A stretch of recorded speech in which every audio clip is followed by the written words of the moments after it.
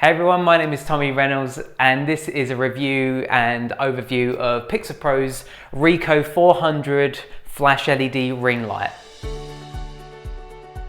So Pixapro recently loaned me this light featured in my latest behind the scenes video, which you can watch right here if you click anywhere here, or you can watch it in the description below if annotations aren't your thing. You can click it in the description box below. So just to give you a bit of an overview of this light, it's 400 watts. Incredible power from this light. It's battery powered as well, and it lasts about 450 shots on a full charge, which can easily be, and it's interchangeable as well. So you can easily take the battery off. You can order another one if you wanted to keep going, if you couldn't wait to start. But I've never needed to on a shoot yet, had to change the battery, or it's never died because I've never been shooting, to be honest, at full power with this. I've been managed to get away with shooting at the other increments, and that is the other thing. It goes in increments from full power to 1/128th power, and they go in third stop increments. So just like your flash gun, it works the same like that, as you can see here. So it's really easy to use. The dial on the back is so user friendly. It's fantastic to use. It's got different modes. It's got a high speed sync mode if you're shooting above the flash sync speed. So if you're using a cheaper flash gun, or you're using a studio strobe that doesn't support high speed sync, this thing does.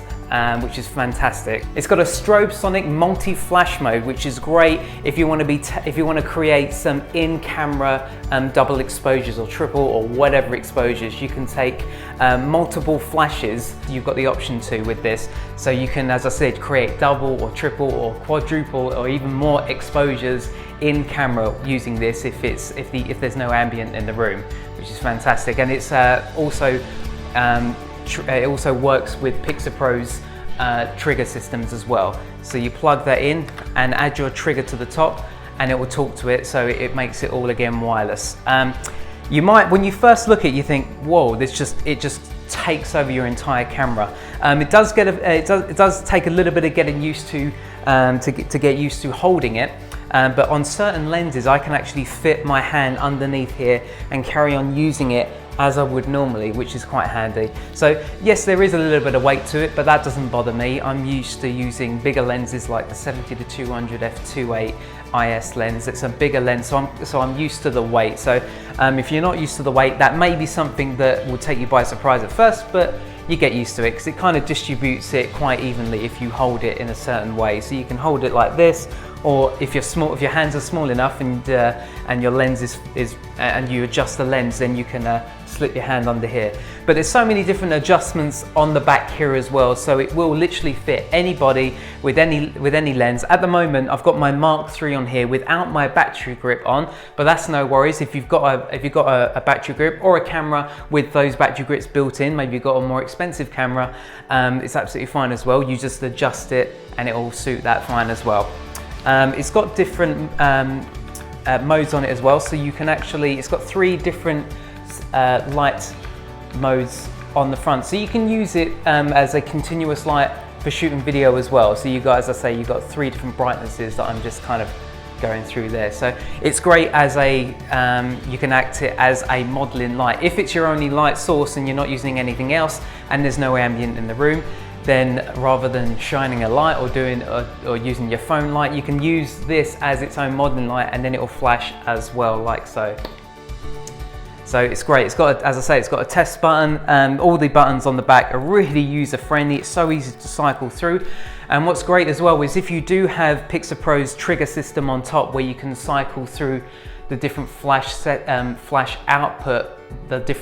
outputs from the controller here, it will also work in conjunction with this as well. So when you're changing here, not only can you change the lights, your studio strobe, excuse me, you can also change the output of this as well, which is fantastic. That it's all integrated makes my workflow so much easier, so much quicker.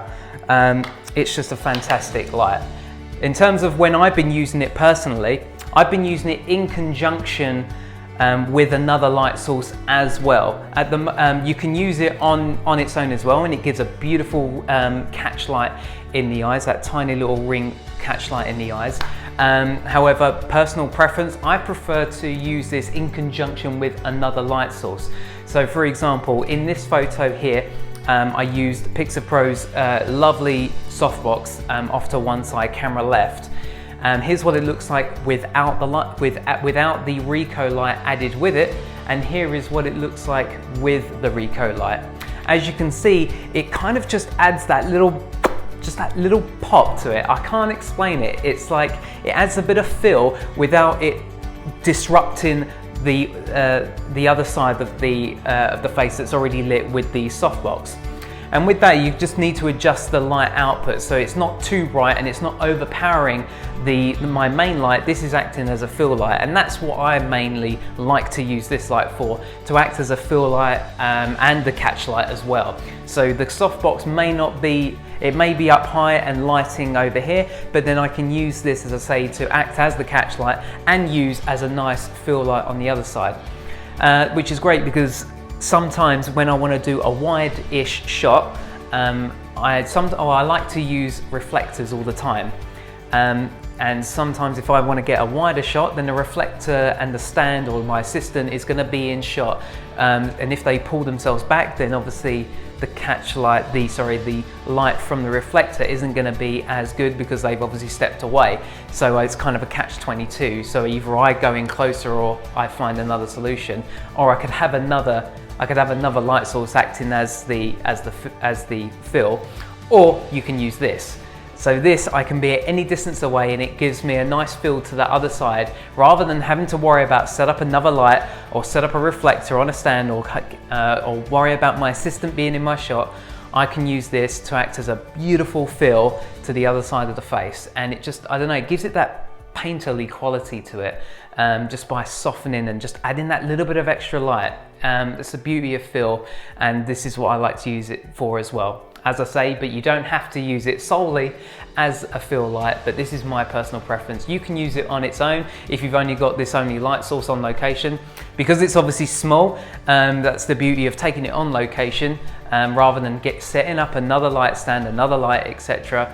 It's battery powered, it's small, it's not the lightest thing in the world, but it's convenience at the end of the day. I can chuck this in my camera bag, I can go abroad with it without having to worry about it getting broken in my other luggage. I can put this in my hand luggage, it's small enough it's easy to fit away. It's a great little light, and one I'll be using a lot more in the future. Thank you very much for watching this video, guys. If you liked it, make sure you hit that like or share button, or subscribe if you are watching this on YouTube. And thanks again to Pixapro, and I'll leave all their details in the bottom so you can check out all of their other amazing products. Thanks very much for watching. I'll see you next time. Bye-bye.